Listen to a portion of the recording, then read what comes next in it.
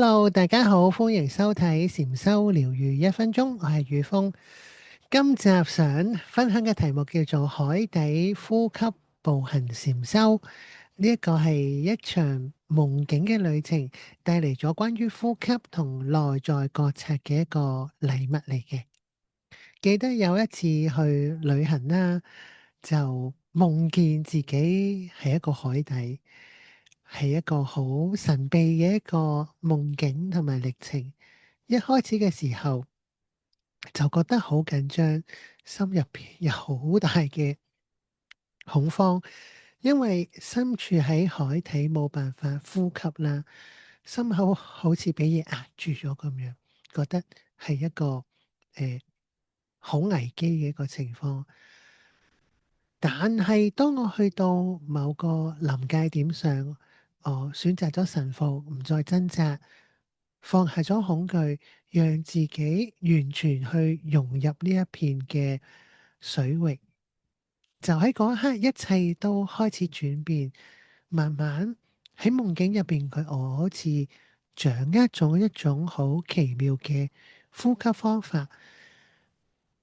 呢一種呼吸係細到好似唔存在咁樣，但係會帶嚟一種非常之舒暢嘅感覺。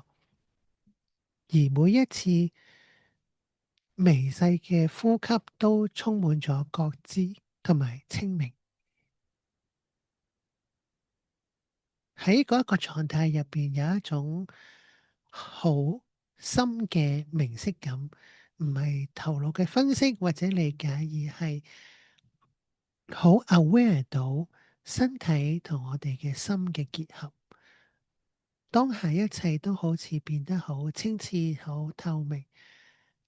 醒返之後，心入邊係充滿咗感恩，因為喺夢入邊能夠接收到呢一個海底呼吸步行禪修嘅方法。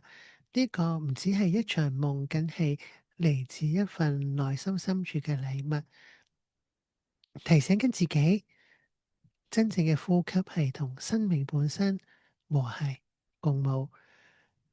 多謝你收睇禪修療愈1分鐘呢個 YouTube channel。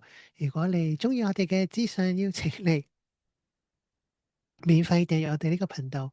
期待喺下一集再同大家分享。拜拜。